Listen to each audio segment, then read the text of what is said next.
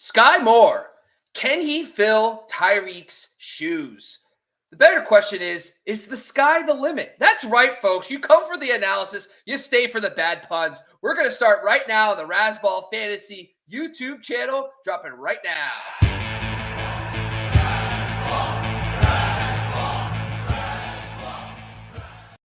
Welcome to another fantastic edition of the Razzball Fantasy Football Podcast. I'm your host, Bobby LaMarco. We're here to bring you another great, NFL rookie preview, NFL draft recap, whatever you want to call it. We got it today. Skyy Moore going to the Kansas City Chiefs. What you need to know heading into your fantasy drafts for redraft and dynasty. I am going to be joined by, once again, one of my right-hand men, Skye talking about Skyy Moore, which those are going to just mess me up all day today. But before we do, we want to make sure everybody is following us across the board. If you're watching this currently on Periscope, on Twitter, jump over to the YouTube channel, Razzball Fantasy. We're breaking down videos live right now. Fill the comments, interact with us. We'd love to have you. Go subscribe and hit the bell so you know when we're going to be dropping videos.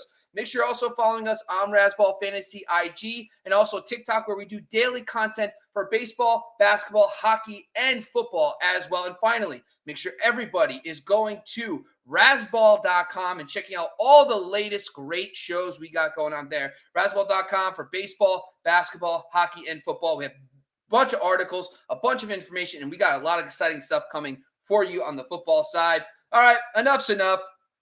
We're going to bring in my co-host for today, Skyy Moore. What's going on, buddy? Bob, I've been doing this for 5 years, as you know. I've been a football fan for 30 plus. I have never seen another Skye of any kind in professional football. I have to maybe vet that, but I'm pretty sure me and Skyy Moore are the only two Skyes in the football industry. If anybody else knows of any others, please give me a tag. Very excited, though. He's got the double Y. I don't need the second Y personally, but I respect that he does. I'm excited to get into this. And spoiler alert, loving another rookie wide receiver on the Chiefs as well. Ooh, Justin Ross. I know that one already with that. He's got another one with the Rogue Y. Don't know what's going on with these Chiefs rookies and their Rogue Ys and their names, but you know what? That's a separate show.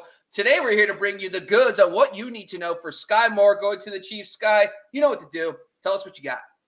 All right, so when you're talking about Skyy Moore, you're looking at profile first and then how he can affect the Chiefs, obviously. So let's get it out of the way. Tyreek Hill, very surprisingly, gets traded. This is not a free agent issue. He got traded to the Miami Football Dolphins over the season. Shocking, I think, everybody in the football space. So he goes from Patrick Mahomes to Tua. Tyreek's another conversation, but they have a need at wide receiver now, obviously. They also get rid of Demarcus Robinson. So they have Mecole Hardman, who's been coming up in the system. They bring in MVS, also from the Green Bay Packers in free agency. And now they draft two rookie wide receivers along with Juju Smith-Schuster coming over from the Chiefs in free agency as well. So they lose Tyreek Hill, which is massive, but the Chiefs have not filled the space per se. But long-term, the question of the episode is, can Skyy Moore long-term fill those Tyreek shoes? That's yet to be determined. But the Chiefs have filled the gaps for at least this year. And, of course, the Hall of Famer Travis Kelce in the wings as well. So they bring in Skyy Moore and Justin Ross, as you had mentioned. Justin Ross was an undrafted free agent. So it's going to take some time for him to win his position and get on the field, although his profile is fantastic if he gets a shot. But Skyy Moore comes in 37% target share last year at Western Michigan. That's an insane number. In the pros, anything close to about 25, 27% is pretty much elite. In college, it's usually about that too. High 20s, maybe, sub 30s, but 37%, you find that in the smaller schools because there's not as much competition with those smaller schools. So 37% target share, that was good for 135 targets last year, resulted in 94 receptions, 1,284 yards at a small school at Western Michigan for Skyy Moore. Massive season after being okay in the rest of his college career. Now his profile overall, pretty good, but not bouncing off the page. If Skyy Moore went to, let's say 26 other teams outside of the Chiefs, the Chargers, the Bucs, a high-flying offense, if he went to a basic offense, I don't think people would be as excited about him as they are because he lands with Patrick Mahomes, rightfully so. But 4.4 40-yard dash, which is amazing, but Let me just pause here for a second to fix it. That's right. Listen, Sky's audio is popping a little bit. That's okay, though. Me and Skye have been working together for so long. I know when he needs to swing it back over to me for a brief second. Sounds like you're back at it. Let's go for it. Yeah, it's still popping a little bit, buddy. All right, I'm sorry. It's still popping a little. It's crackling. Okay, I'll try one more thing before we do it. All right. We're gonna put you behind the scenes for just a moment. We'll get back to Skye in just a second. But one of the things we want to bring up too, when we bring up the Skyy Moore situation, of course, is those vacated targets. We'll get Skye's thought on those. As of today, it looks like 360 vacated targets between Byron Pringle, DeMarcus Robinson, Darrell Williams, Jerick McKinnon, Tyreek Hill. It is absolute madness. So there's plenty of opportunities, but you have to remember, vacated targets also means that new players like MVS and Juju Smith-Schuster can take those targets as well, but it does seem like there's plenty to go around. Let's bring Skye back in here, Skye. So what's up, man? Keep going. All right, I apologize for the audio deficiency. I had to call an audible today, so I got a different setup, so I apologize about that. Let me know if we need another fix. So Bob had nailed it. It's still not working. Still not working. Maybe it's the headphones. Maybe it's the headphones. All right, we're going to get back to that. So listen, you guys stick with us. We have technical difficulties from time to time. I don't know what's going on. It happens to the best of us. But one of the things I want to talk briefly about is with all those moving parts and Juju Smith-Schuster and MVS coming into this offense in the depth chart, it's important to remember with the depth chart as it is, there's not a lot of investment long-term. What I mean by that is Mecole Hardman, free agent after this season. Juju Smith-Schuster, free agent after this season. MVS is a potential out after this season with only $4 million dead cap. So this whole entire receiving core could potentially be gone if they don't step up, or even if Skyy Moore and Justin Ross prove to be better than what these guys are producing now. So that's also important when we bring this up. Skye, let's bring you back in. What's going on? Let's hear it. Let's give it one more shot. Check. Let's try this one. Still a little crackly, but it's better. Let's keep going. All right, let's go for it. You just cut me off if we're out, man. I don't want to hurt the folks. I'll try one more time, though. We'll get better moving forward. All right, so 360 vacated targets. We went through that. 4.4, 40-yard dash. Again, impressive, but not elite anymore. A lot of these guys are now running 4.3s, 4.2s. Very impressive there. So 61st percentile in speed score, not very impressive. So, get off the line, long speed, things like that. 20-year breakout age as well in the 60th percentile. You like to see your rookies breaking out at 18, 19 years old. 20th is a little old. Now, of course, he's not Tyreek Hill. He's not as fast, but they are the same size, about 5'10", 185, 190. But all that extra work there, I think, is going to be a challenge for Skyy Moore to really become a dominant number one. I think it's going to be Kelsey, then Juju, then a mix of Skyy Moore and Mecole Hardman and MVS with a little Justin Ross mixed in there as well. Yeah. So Skye, listen, I love you to death, bro, but your audio is not great today. So we're gonna have to I'm gonna have to just kick you off for just a minute, maybe just do one more little swing around, then we'll maybe you can figure out maybe sign back in, sign back out. But we have a lot of crackling going on. We're gonna move on. Anyway, so just so you guys know, we want to talk a little bit about the NFL. Like what I like to do too is look at the head coaching experience with rookies. I also like to look at the quarterback. Now, Patrick Mahomes hasn't been around many rookies, of course, only Mecole Hardman, who had a decent season, his rookie season with Patrick Mahomes, but it wasn't fantasy relevant.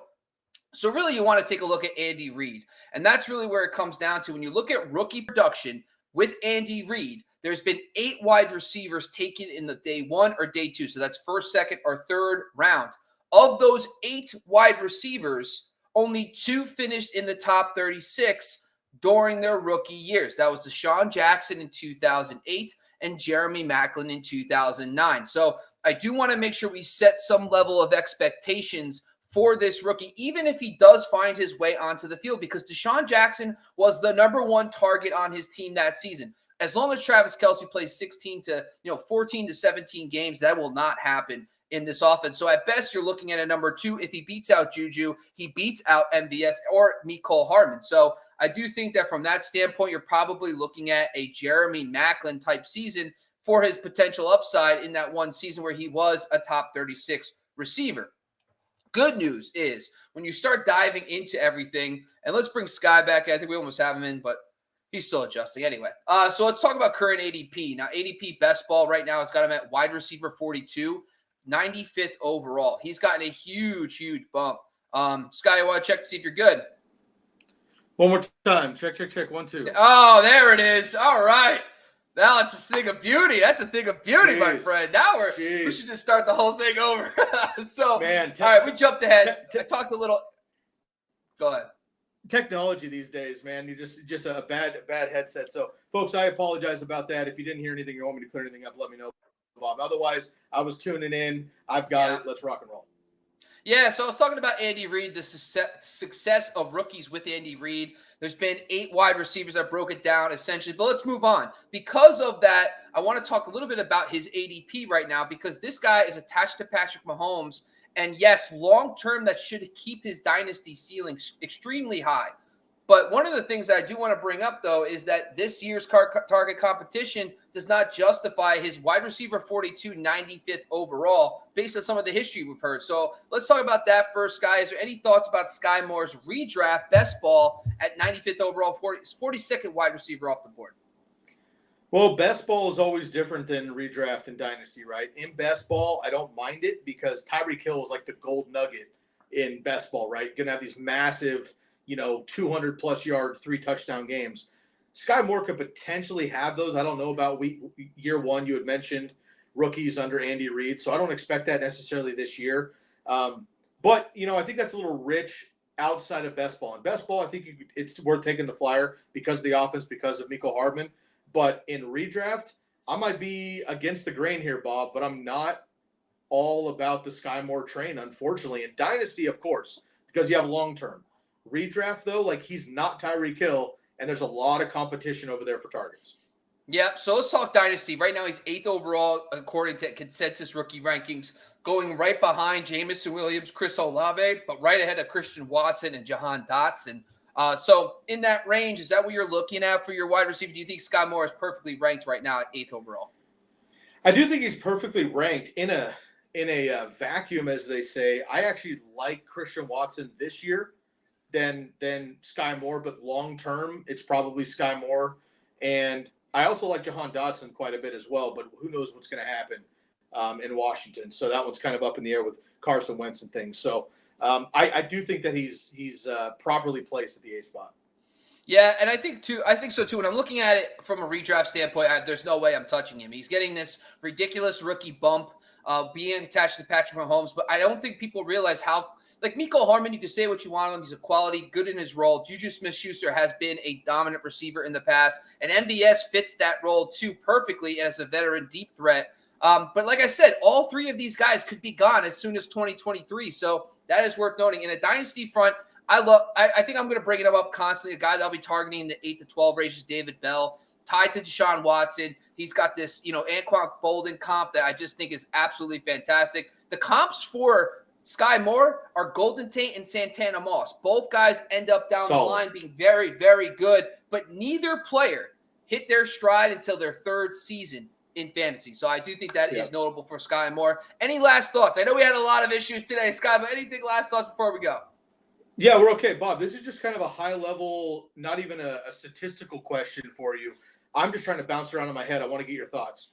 Any chance Skyy Moore plays the slot and Juju moves outside? Juju, traditionally a slot receiver in Pittsburgh, but bigger body, I think, could do more work on the outside. Any thoughts there?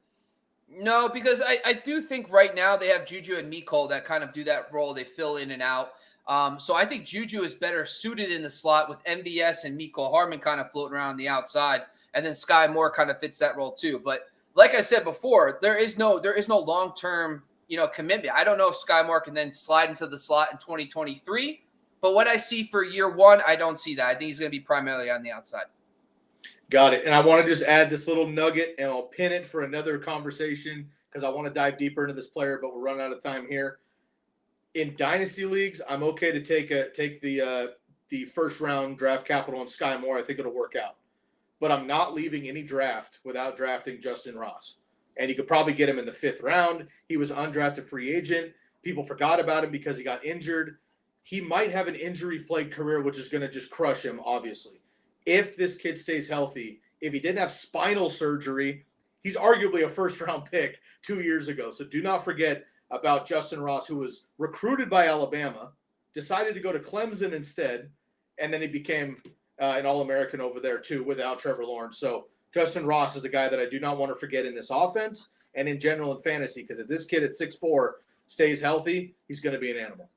Yeah, man. Well, that's another episode of the of the Razzball Fantasy Football Podcast on the Razzball Fantasy YouTube channel, guys. Once again, this was the episode on of Skyy Moore. This has been just an absolute travesty of a podcast today, but it's all good. Make sure you're following us. Make sure you're following us on the YouTube channel, Razzball Fantasy. Like, comment, review, subscribe. We would really appreciate you following us on there. Go follow us across the board on IG and also on TikTok. And make sure you're going to razzball.com for all the latest articles on baseball, basketball, hockey, and football. Once again, I'm your host, Bobby Lamarco. That man to my left is Skye Moore. And guess what, folks? We're out of here.